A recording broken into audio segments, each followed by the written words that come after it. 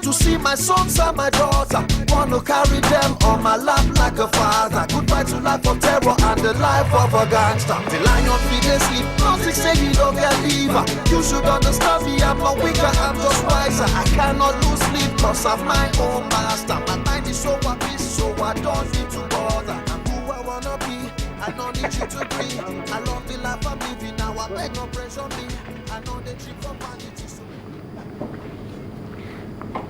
Yes, you're welcome back, and now we're moving on to another interesting aspect of what's happening around the country. Today, we're talking sports, and we're looking at the issue of sports development in Nigeria. We're looking at the issue of non-development. Well, what we have in terms of information is the fact that we're looking back and we're saying that since independence, 1960 that must be, that our sporting moments of glory have come and they've gone. We've had moments when we've had fantastic football teams, and we've had moments when our football teams are being, yes, just for want of a better phrase or word, just leave it as that. And we then look at it and we say that, yes, Nigeria, a nation of 160 million people, and still counting and still growing. Talented people, and we've got the talent. And yet, we're unable to produce teams for football, for hockey, tennis for basketball, players. for tennis. There was a time when Nigeria had a tennis player that at least will be ranked in the top 1,000. Yes, he got to the round of 16 at Wimbledon, and that has been our only claim to fame to this day. Yes. And as of today, I don't think we have anybody in the top 1,000 anywhere in the world. I don't even know if we have tennis players that will compete internationally. Football, we're not ranked in the top 10, top 20, and this is a nation of 100. We're number what? We're number 58. Okay. So that means that we've got countries around the world that are only the size of Lagos. At the Olympics? Yes. We have countries that are the size of Lagos, and they're able to manage their economy, manage their people to produce a footballing team that will be in the top 20, top 30, and we are 58. So that gives cause for concern. What are we doing right? What are we getting wrong? If we're getting anything right at all. So we've got our guest on the show this morning, and we will be thrashing that out. So I will introduce first Mr. Duro Ikhazuage, who is a group sports editor of Thisday. He's our guest on the show this morning. Thank you very much for coming. Good morning. It's a pleasure to welcome you on Sunrise this morning. And the other guest is Mr. Kiton Olatero Olagwegi. He's a sports lawyer, and we're looking at all the legal angles as well as the development issues and why we're not growing. Welcome to Sunrise this morning. Thank you. All right, let's start with the sports journalists, because you've covered the terrain as it is over the years, and we'd like to find out what is it that is missing that we should start with, because we should be looking at the foundation. What is it we're getting wrong from the start? Thank you very much. First off, I'd like to start with the issue of why we are not doing well in sports at the moment. Basically, I want to say that there's a disconnect between the foundries, the nurseries that were producing the stars, those who were actually making this country great in the past. We have abandoned school sports. And a situation where you do not have where a foundation for this athletes to come from. There's nothing you expect at the level where you expect to be reaping from it. I'm saying this because when we look back to the glory days, the old days we're talking about those areas we look up and say, oh, Nigeria was good in this aspect and the rest. We had athletes that were coming from the school system. They were discovered from the Analysts of this world, the Egbunike, name anybody who has done so well for this country today. They all came from the school system. But what do we have now? We have a system where there's a disconnect. Most of the schools we have at the moment are not doing sports. Those who are supposed to even handle the sports at that level do not know what they are even doing. Duro, Yeah. just put a comma there. Yeah. They are not doing sports. So if they're not doing sports, what are they doing? Are they learning all the time? You can't see any learning coming out of them because they can't even string one sentence correct in English. So what are they doing? The problem has to do with the fact that we are not addressing those who ought to address a policy. We ought to put in place a policy that will make it compulsory for sports to be part of the curriculum. Yes. Are not doing it. Nobody's pursuing it. And so we have a situation where we have kids that are interested but have no direction. We have a situation where those who are saddled with running sports at the National Sports Commission, those who are supposed to be in charge of sports in the various Ministry of Educations, they are contractors. Nobody is doing the right thing. All we are doing is we are busy organizing competitions. We are not developing sports. And until we address the issue of developing sports, we have developmental programs that will produce athletes from the grassroots, and you get them to the system where they are nurtured to become stars. We are not going to get out of the situation we are now. It would be good to look at the issue of development from the grassroots. But first, Kitola Terolagbegi, let me ask you, do you think that our problem is that of policy or management or both? I think it's both. What we are doing, or what we've been doing for the past 3 years, is to go to school. Who's we?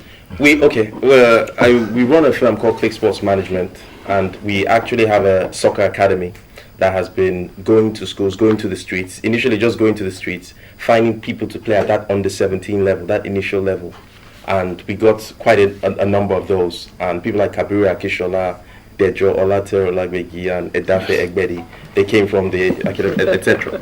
But what we're doing now for the future is we found out that just discovering the under 17 players is not enough. Mr. Duro was very correct in saying that it's not enough to organize competitions for children that are not properly trained to take part in. The benefits will be limited.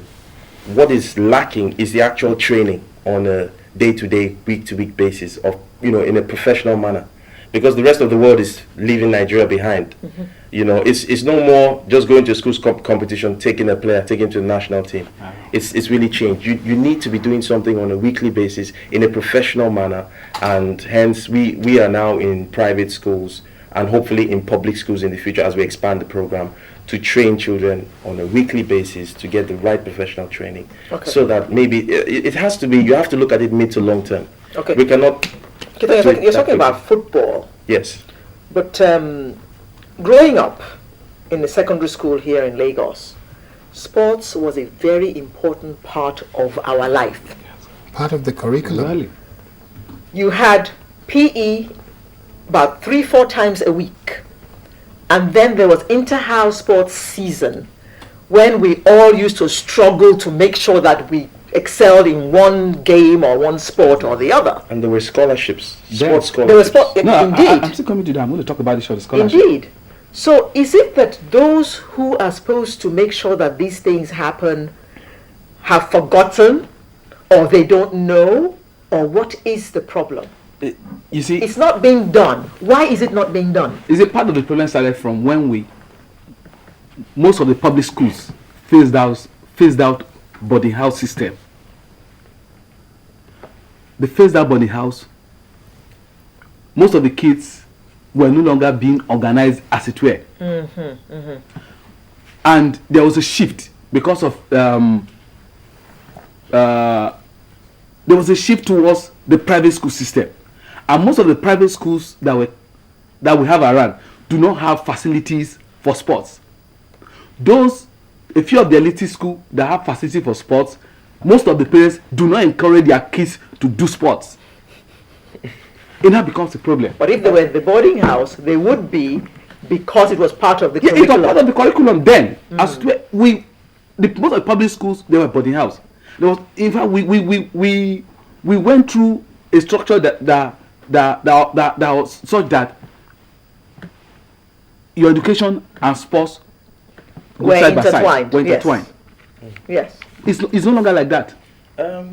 Just sorry to interject. There's some boarding schools that have great facilities, like some of the schools that we're currently doing the programming, and the parents there are quite supportive of their children taking part in sports. So it's not all private schools. There are many private schools that just have a small piece of land, have to build the school upwards and build like 4 or 5 buildings and just run the school. And many parents are just happy if their children can go and read and write and learn the academics. But for the future, your education has to be holistic. There are so many professions that you can derive from sports. You don't even have to perform sports to earn from sports. You could be a sports journalist, you could read law, you can read medicine and be a sports doctor, you can manage a club, you can be an administrator. The real problem, like I said, was twinfold. Policy-wise, from the people that are the Sports Commission and the Sports Ministry, they need to, because unfortunately for them in Nigeria, it's not meant to all be on their desk. But in Nigeria, they seem to be the only people running everything, and they pay all the organizations, and that's how it works here. They have to make different sports that we're good in, athletics, boxing, soccer, even the sports we're not good in, they have to make sure that there is the funding and the mechanism to develop and to run. The Nigerian Football League is not properly Don't just run. go there. It's terrible. And why is it terrible? We love sports. Easily there will be about 20 million Nigerians watching the European leagues and the Champions League every week, very easily. So why can we not get 3 to 4 million Nigerians coming out to stadia and watching our own local games? We have to do better at packaging what we have. Duro, the Olympics are starting in 2 weeks. What is the situation with our athletics? I was at the African Championship in Port Novo, Benin Republic here last week, where Team Nigeria won overall, came out of this competition as the overall winner with 10 gold medals, 6 silver and 5 bronze medals. It's the first time we're winning in 12 years. The last time we won was in 1998 with the likes of Falila, Tumukoya, Meroyale and the like. And we've always been having a nearly situation there. But this time around we won. I'm happy that for once we are having a new set of athletes that are coming into the system. The athletes, Nigeria, we're going to benefit. We are benefiting from athletes that were produced elsewhere. The bulk of these athletes. When you say produced elsewhere, yes, where, in Kaduna no. Outside this they country. live abroad. Some of the top performers like Tosin Oke was not born here. He used to be British junior athlete before he switched alliance to Nigeria. Amechi Moton, the young guy who won the 400 meters hurdles, is in his sixth position in the world at the moment. Born in the US. He in 2009 was when he was discovered and he switches alliance to Nigeria here. The girl that came second behind the world champion Amanda Mosho, Regina George, has never been to Nigeria before. She was born in the US, grew up in the US. In fact, she's daughter of George, and a former athlete from River State. Her mother is a Venezuelan. She was born in the US. She grew up in the US system until about 2 months back that she came home, and now she's in Nigeria. She's going to copy for us. She's at that level. Those ones are some of the athletes that we did not win that we're going to benefit from. For those that grew up from the system here, like Blessing Okagbare, who is at the last World Championship in Daegu, South Korea, she finished 5th, meaning she was 5th best in the world at that level. At that time. At that time. In the 400 hurdles, Ajoke Odumosu. I'm talking about all the top Nigerians that won gold medal at the last African Championship, and they are rated in their various sports. In the women, in fact, our chances of getting medal are surely going to come from the women. It has always been so in the past. We had a formidable male relay team at one time. That was then. The last time we had that team was you're talking about the team in Barcelona '92, when the likes of Olakpa, Davis, one, and the rest of them. I think very quickly. I think it's important that we do two things. Yes. We fund sports. We find a way to fund sports. The private school system, they have money, and they have the ability to fund it at their own level. The state governments have money. The federal governments have money. Look, on the issue of funding, sorry, I like to come on the issue of funding. Yes, is something that we can sit all day here and discuss, and nothing's going to come out of it. Take for instance the Great Britain team to this Olympics. As at last week, they said they spent about 300 million pounds. That's about, when I did the calculation in Naira, was about 62 billion to prepare the team. And they are expecting minimum of about, say, they say if they win anything less than 40 gold medal, they have not justified the money that we sent on the team. that's more than the budget of Lagos State, even maybe. No, what I'm saying is that look, in our situation, it is I don't know, it is difficult to get that kind of funding. The government, of course, I don't think sport is on the priority list in the first place. So where are you going to get that kind of money from? The entire budget of the National Sports Commission is about less than 7 billion naira. Yeah, I don't. I'm coming. It becomes difficult, and the private sector that ought to come in and support the sports funding and development are not doing so because one, they do not trust the people who are in charge of managing sports in the country. There's this issue of corruption. Which is a big issue. Until we solve the issue of corruption in sports, it will be difficult for us to attract sponsors, the kind of sponsors who desire to take Nigeria sports out of the wood at the moment. So what I'm saying in effect is that we can spend all day here discussing issue of funding and not get anywhere. But I think the government can do something. What I think the government can do is, one, we can encourage multinationals that are making money in this country, put a deliberate policy to spend maybe a percentage of what they earn into sports. Mobi, for instance, spends used to sponsor Mobi, a track and field in this country. But along the line issue of they had issues and they pulled out. We have several other companies, I don't go into mentioning them here, who are also at one point in time were into sports sponsorship, but they have all gone. Why? Because the monies were not going to where they were supposed to go.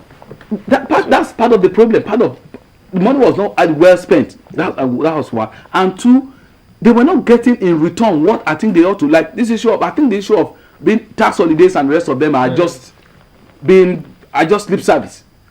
There must be deliberate policy on the government to make something attractive for these people. That if you put in certain amount, this is what you get in return. No, if they do that, no, but if they're not implementing it. Because of time, let's very quickly look at what structure should we be looking at. I'll give an example. I know for a fact that in a place like the United Kingdom, where the Olympics is going to be taking place in a few weeks from now, kids from the age of 4, they have people that are trained to train them in football and other kind of sports. And when you start training from the age of 4, by the time you get to 8 to 10 to 11, you're ready to take on it because the technique has been taught. You have skills, you have technique. You understand the game, you know how to pass, you know how to run, you know how to track the ball, you know the positioning that you need. It becomes a habit because you do it every weekend. But to make that happen, a structure is put in place. Coaching badges for young people. If you get to the age of 31, 32, you can no longer play football professionally. You then go and learn how to coach young people. You train them. What is it that is stopping us from having that kind of structure in place? There's a defect in you talk the issue of the trainers, it's coaches. The body that is in charge, that has to do with training of coaches coaches in the country, one is even defective. I'm talking about the National Institute of Sports that is right inside the National Stadium in Lagos. When it was set up, it was tailored after the Australian Sports Institute.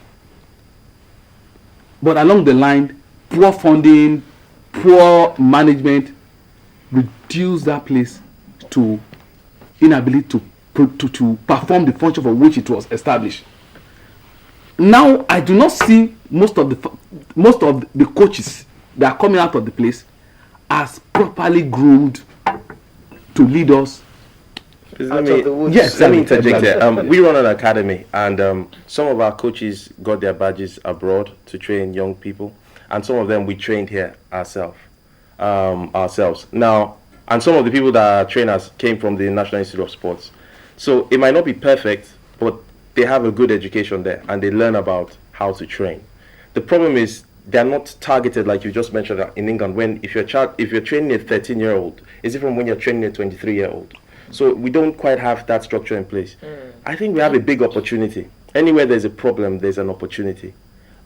Nigerian athletes, Nigerian youngsters are very talented. We have the right bone structure. We are competitive. And when I work with these children every week, I can see that all we need to do is get the training right from the school system. Let it not even be government. I know what our organization has been able to achieve just with 5 or 6 schools. So we need all the schools in the country, both public and private, to understand that there's a lot they can do to get the right level of training for their kids. It's not too expensive, but it does come with a cost. So you have to find a way to fund it. You have to find somebody qualified to come in and train the children every week. You have to employ the right PHE teachers and don't cut corners, or have a school that doesn't even do PHE at all. So it's not a lost cause. I think that we just need to understand we have a problem, and if we understand that and we start to train. Don't we understand already we have a problem when we're failing in so many sports? The truth is that in many schools, parents are happy if their children are doing well academically. Many parents do not see the link of why, if their child is talented in a particular sport, why do I need to encourage that? Let him pass maths and English, let him go and read in the university. But the future has opportunities for all kinds of people, especially in sports. So if we the problem with sports is it's something you do in your youth. If you don't get the training, by the time you're 25, it's too late. So it's not something. Don't you think there need to be some kind of advocacy that sports is not like it was in the past? Sports is a big money spinner. Exactly. Look at basketball players. Look at tennis players. Serena Williams has earned about $30 million from playing tennis. Yes. In the course of playing her tennis, she went and got herself a degree. So it doesn't really interfere with your academics. If you still Vera Zvonareva, the Russian player, has 2 master's degrees. Yes. And even in and the master's degrees are not getting her as much money as her tennis is getting her. In football, some English players, very few, but some English players got degrees. People like Graham Lassau when they're playing for Chelsea, and a few others. So the problem that we have in Nigeria is that we have not. You see, Nigeria is a leading nation in Africa. African countries copy us. So in the 80s, when people like John Chidozie, Chidozie was probably born there, but people like Stephen Keshi traveled abroad. There was a wave of African players going abroad, as opposed to us looking at our leagues and looking at our structures. Imagine an Okocha or a Kanu playing 5 or 6 years here and making sure that we're keeping our best players here. So people are copying the wrong things. Nigeria has been age cheating in under 17 and under 20 competitions for many years. African countries are copying that. So before you know it, when you go into all the African countries around, you see all of them age. If we start getting our structure right and we start doing things correctly, they will copy that too. The reason why I'm saying that we've been cheating the age categories is because FIFA has actually banned us twice. Well, that's a fact. So if FIFA has banned us twice, then it's not a myth, and we just laugh about it. So if we take it seriously, we're actually missing out the opportunity to develop the big business. Instead of sending 3 players abroad to make a little money, let's make the money here. Let's create a product that has the money. We're back to where we started. Nigeria, the giant of Africa, rise up to the challenge and lead the way. Everybody is watching you. Everybody is copying. The whole of Africa is copying from you. So let's teach Africa the correct thing. Let's teach Africa the right to Very things. true, very true. Now, let's look at what the corporate organizations can do to help. Channels Television, we've got 4 years record of having supported kids Junior in football. the junior football. Other corporate organizations, your newspaper, the other newspapers, oil companies and telecom banks. companies. Banks. What is it we need to do to encourage them to take on this responsibility? Before I answer your question, I'd like to give you relate to you what happened at the National Sports Commission, because at the point they realized that issue of funding became a problem and that they needed the private sector to come in and fund. That was when they mooted the idea of concessioning some of the sports associations to private organizations. A few of them were able to attract sponsors, but the bulk couldn't. Why was it so? One, they were not sure that those in charge, managing those sports, are going to direct the affairs well, and whatever funding and so on that comes in Will be will be judiciously spent. That was the bottom line there. Okay. But now, I believe, like I said earlier on, the government can do a deliberate policy that make sports attractive. I Because think, they have to let me look just at the interject business quickly. angle. I think that the private companies in Nigeria are missing out on a big opportunity. They are. There's a few that are doing something, but there's so much opportunity in branding and developing sports. You get a lot of loyalty from the people that you're taking part to. You can reach so many people, and you're reaching them through their passion, and you can make a lot more money because you can build a product that is there. Nigeria is a potential market that is waiting to blow, but the private companies, they need to wake up to it. They need to support people like Channels TV in doing that primary school level competition. It's a fantastic idea. I know Channels TV might think they're alone, but they should just keep at it. That's the right way to go. And further than even competitions, we need to find a way to train, because if you're training on a weekly basis or on a daily basis, then you have a relationship with that market. You have a way to explain your product to them and let them understand that you are the one funding this. Without you, this basketball team would not exist, or this soccer team would Okay, not exist. quickly, we got to go now. But in closing, what are your expectations of Team Nigeria at the Olympics? I believe. One sentence. I believe we're going to surpass our last outing at the Beijing Games in China. I strongly believe in Blessing Okagbari, for instance. That's very non-committal. No, I believe Blessing Okagbari, for instance, will go beyond the bronze she won in the long jump, because right now she has jumped 6.96 meters and she's getting close to 7. If you're able to do 7 meters, it shows that you are in the medal zone. She won the last bronze with 6.91. And here is a girl who is doing so. And this girl is under one of the best coaches in the world at the moment. I'm talking about John Smith. She has a Nike contract. Why they are going to Surrey for training? She's going back to the US to meet her coach. She's under one of the best coaches you can That's think still of. part of your 1 minute, one sentence. Okay, all right. Very quickly, I feel that obviously I wish them the best and I hope they do well, but I'm going to say something a bit odd here. I pray that a lot of those athletes are not tempted to use drugs, because everything around them seems to say last minute, they know that if they win a medal, they'll get all this glory, but they've not been preparing for 4 or 5 years. So the shortcut is to take something, they won't see this and do that. Thankfully, Nigeria has had a few drug cheats, but thankfully we're not as bad as other countries. So we should go to the Olympics, do our best in London, and let us try and do something different this time. When we come back from London, let us try to start preparing people that are 15, 16, and start putting structures in place, to think we're expecting any medals? build more people. Medals? I would assume that we would make a medal, at least in the relay. We have Women. When it comes to 4x1 and 4x4. 4 women, 4 men, fastest in the world. Yeah. We will always be able to challenge, I think. What about Chukwumerije?